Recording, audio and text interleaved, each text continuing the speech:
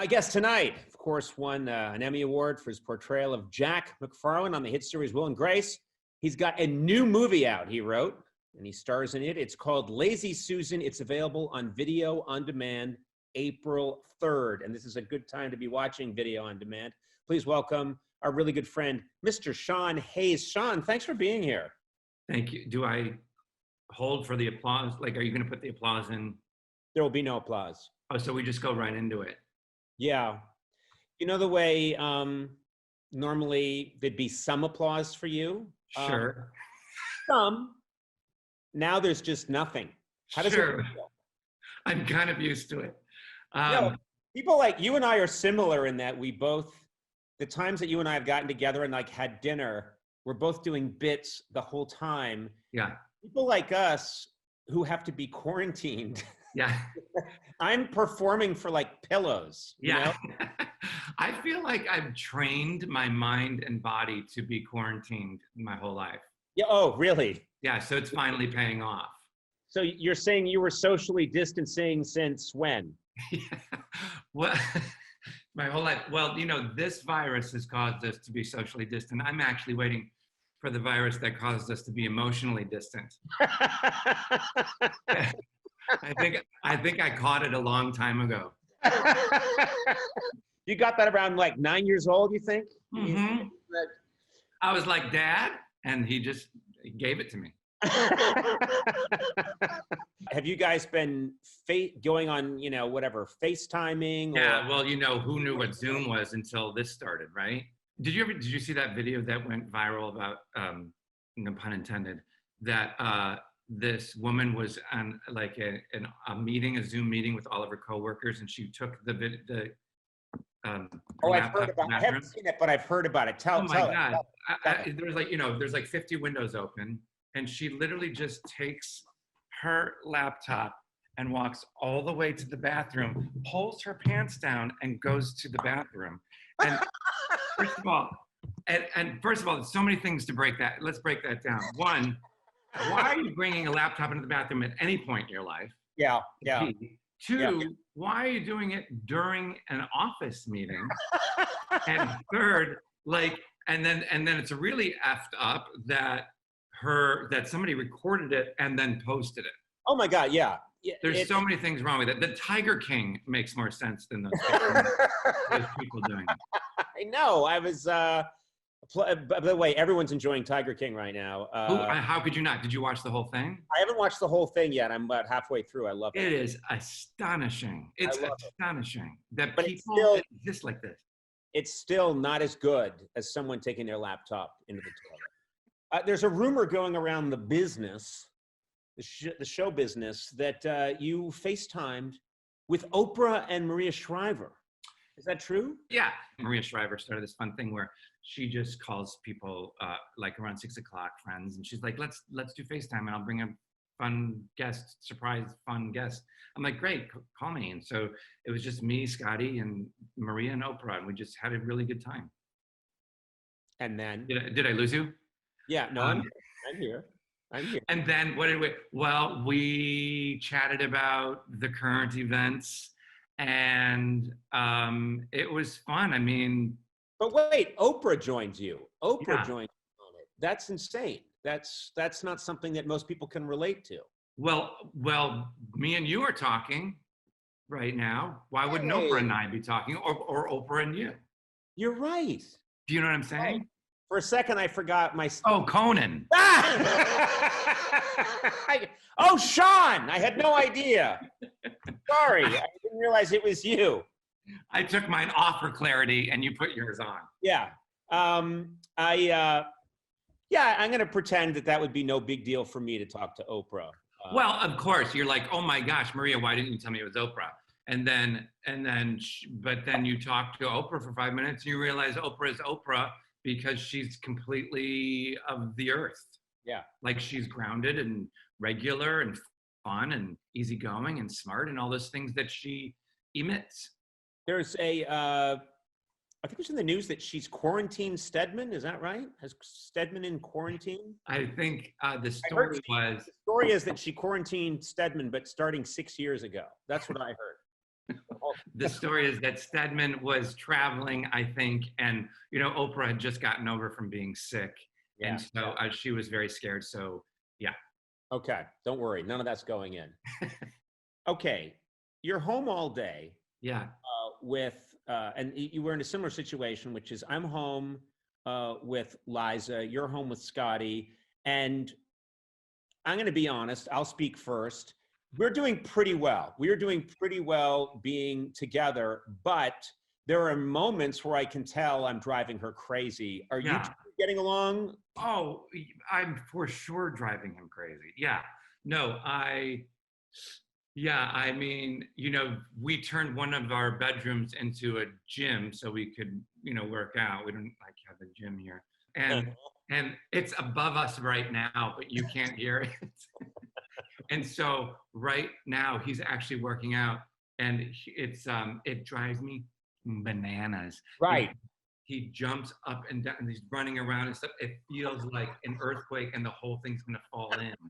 And it's for like a really long time. But first of all, why is he running around? I mean, you've got the weights and the yoga ball. That's all you need. Tell Scotty to stop running around. It sounds like there's a fire or something. Okay. Scotty! Hey! I got like a broom. Broom. You need a broom. Like we're in New York, like old people in New York. No, but I've met Scotty. I know Scotty. He seems like he'd be very easy to get along with, and that he'd be sort of, I mean, he's a guy that, he'd probably just be happy watching a movie, right? Let me tell you something. Right now. You're right. Scotty is the easiest going guy. Everybody loves him. And I always say, when the time comes, hopefully not for many, many, many years, when he ends up in a nursing home, he's going to be the easiest person to take care of because he loves movies. He just could watch movies all day long. You just walk into the nursing room, you put on Star Wars, and I leave. And that's all it's going to take care of him. And I wish I was kidding. Like, literally, watch this, Scotty. It's The Force Awakens. And then you're good for like 3 hours. Right. And then you go off, you go to In-N-Out Burger, and you have a good time. Well, I live my life. You live your life. When my time comes and I'm elderly, my family knows to put on my shows beginning in 1993 and just let them roll. And I'll sit there and I'll say, I don't know how he did it. And when do they start that? Soon, very soon. Very soon. Okay. We're about 3 months away from that. Because I don't know if you want this out there, but that's kind of when I was at your house, we did that. And I was like, this is really uncomfortable. You've revealed something a little uncomfortable for me, but I might as well, we're all being honest now during this time of national crisis. So yes, what Sean has just revealed is that when guests come to my home, you're given a drink, you're escorted into a large room where my shows since 1993 are already running, right. It's not like we start.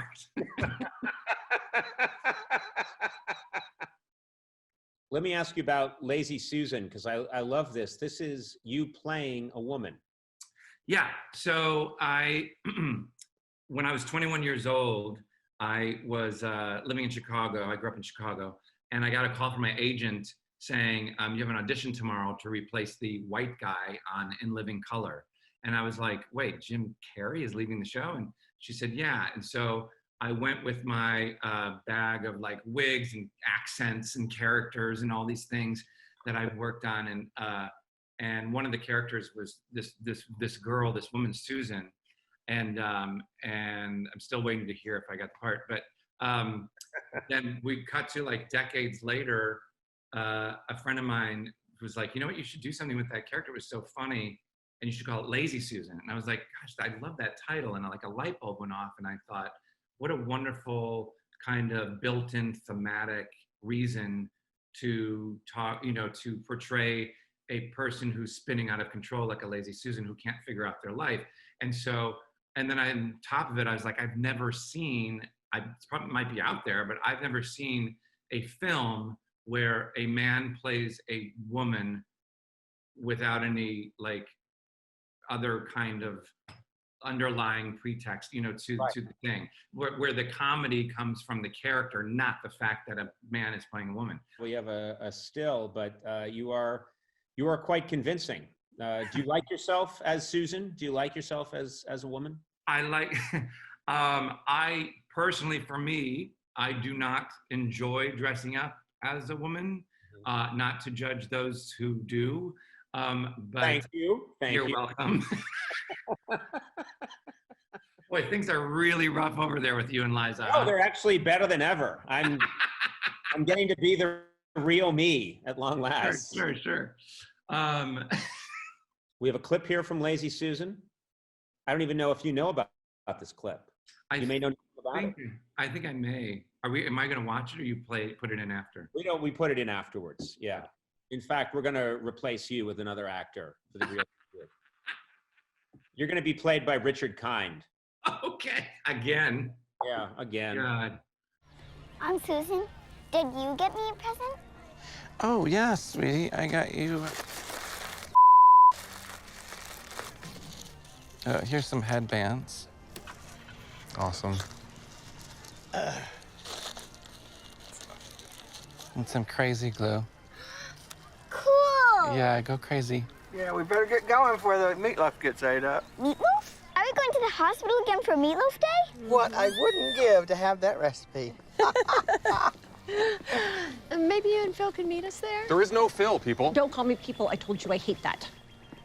I'm going to get the word out. Lazy Susan is going to be available on video on demand everywhere April 3rd. There is no better time right now than for good streaming content. I mean, this is actually, I'm watching a ton of great stuff just because that's what you do now. We are all home. And so I'm grateful to people like you that have made good new stuff that I can watch. Well, thank you, my dear. Yeah, I'm really excited about it, really proud about it. And I'll be watching all your movies. Okay, that's nice. Good job there. Look, I tried for a while to make it in film, but it just didn't pop for me. That's all. Well, I'm sorry you didn't succeed incredibly at doing what you do now. I've never been in a movie, and I've always thought I would look horrible on a movie screen. Really? I think you'd be amazing. No. I think you. Eyes. I got a little eye vein that would be 60 feet tall. Little squirrely thin lips. Well, Well, the good news is nobody goes to the theater anymore. So there you go. Now it's just be on the TV. I had to wait for movies to die so that I could thrive in showbiz. Right. So your 60-foot vein is now 30 feet. This is the right medium for me. It's taken me 30 years, but I finally figured it out. Thank you, Sean. Thank you so much. Yes. Please give my best to Scotty. Tell him to stop jumping up and down on top of you. And really, thank you so much for being here. Everyone check out Lazy Susan, and I will see you soon in better times. Okay, my friend. Thank you. I bow to you. Thank you. Bye.